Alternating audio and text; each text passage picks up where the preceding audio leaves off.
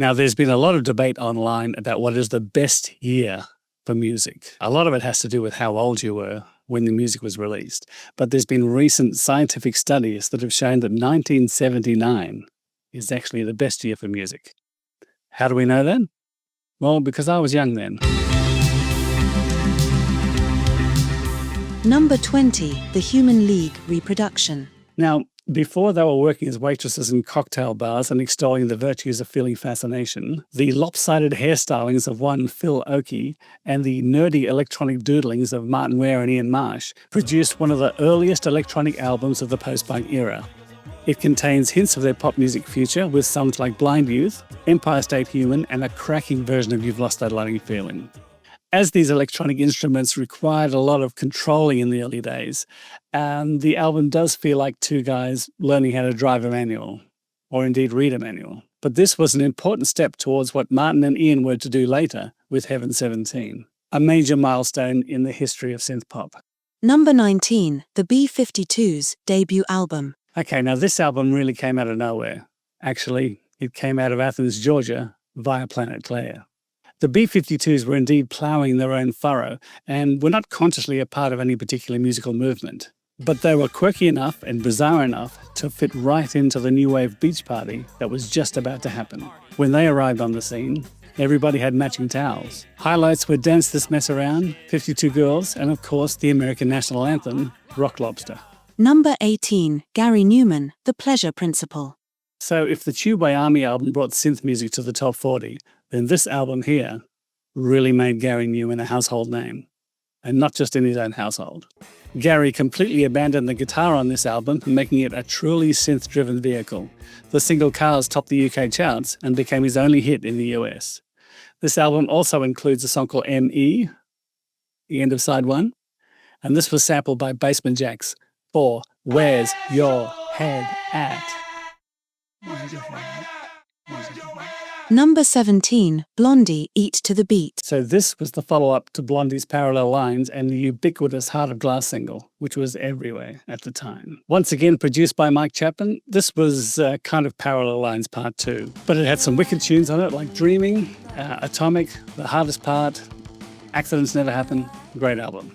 Number 16, The Cars, Candy O. Now, sometimes you'll find this album parked along some other sort of classic rock vehicles that really don't belong in the same car park. But once you get behind the wheel of this album and take it for a spin around the block, you'll find it irresistible. Okay, there are some great pop songs in here like Let's Go, It's All I Can Do, Dangerous Type, but there's still a couple of left field songs here like Shooby-Doo, You Can't Hold On Too Long, Lust for Kicks that have a good fuel injection of new wave quirkiness. Number 15, The Clash, London Calling. This was the album where The Clash loosened the punk rock straitjacket and embraced a few other styles of music. The rockabilly wasn't really to my liking, but Spanish Bombs, Lost in the Supermarket, The Guns of Brixton, Death or Glory, and of course, the iconic title track, which were reasons to buy a first-class ticket and board this train in vain. It was an ambitious release, and look, it was a double album. Punks weren't supposed to release double albums. Number 14, Talking Heads, Fear of Music. Talking Heads, Fear of Music. I did have this album. I don't know where it is right now. After more songs about buildings and food, the Talking Heads gave us more songs about buildings and food, but this time wrapped in a sometimes funky, sometimes African, sometimes post-punk veneer. It contains the original version of Life During Wartime, Heaven, and a great song called Cities. This album is a precursor to their magnum opus, Remain in Light, which is well worth a listen. But there was also a song on the album called Drugs, which had a recording of birds at the beginning. Now, these birds were recorded at Lone Pine Sanctuary in my hometown of Brisbane. So I feel like I have an attachment to this album, even though it's only vicariously through Antipodean ornithology. I knew I wasn't going to be able to say that. Vicariously through Antipodean ornithology. That's the best I can do. Number 13, Adam and the Ants, Dirk Wears White Socks. So the year before Adam Ant took over the world and became a highwayman and Native American pop star, he, along with various assorted ants, produced a post-punk classic that, although hated by the critics of the time, has become something of a cult favorite. Okay, so this features Car Trouble, Kick, Digital Tenderness, Cleopatra. So this album isn't for everyone, but if you like Kings of the Wild Frontier, I think you'll find this quite interesting. Okay, so my next three choices are from New Wave's triumvirate of angry young men. Graham Parker, Joe Jackson, Elvis Costello.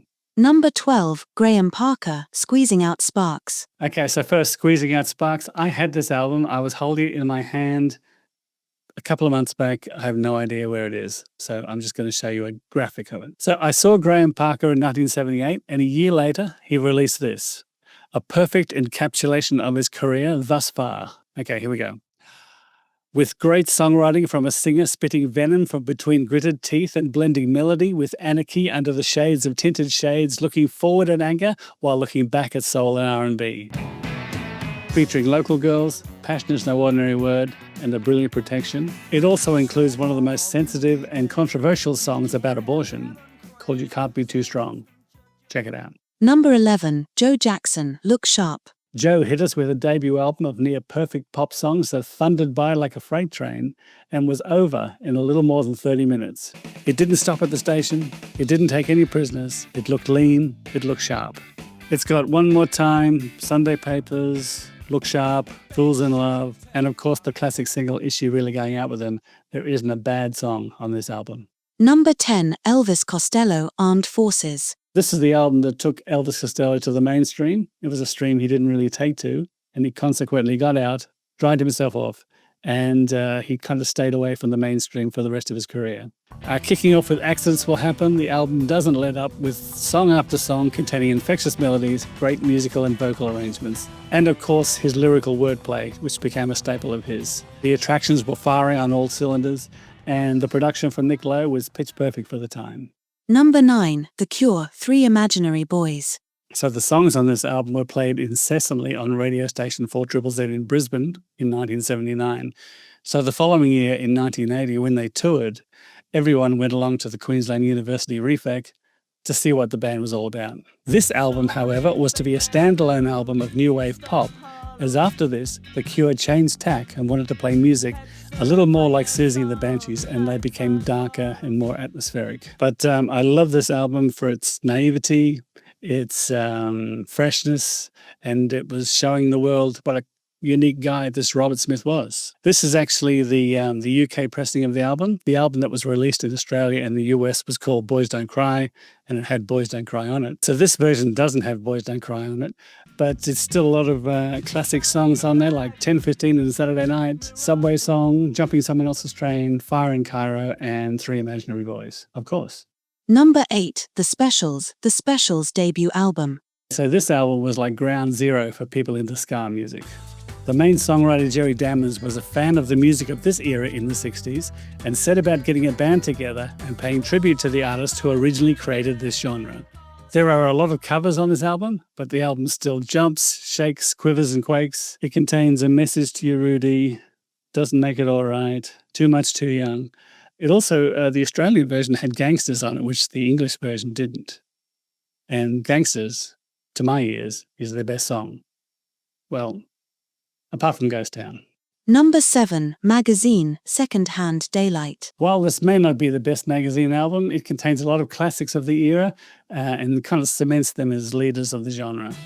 Feed the Enemy, Rhythm of Cruelty, and Permafrost are genre-defining songs, and Howard DeVosa's voice is iconic. I saw them live in 1980, and they didn't disappoint. Now, there are those that think that The Correct Use of Soap is the best album, but that was the following year, and we're talking about 1979, goddammit.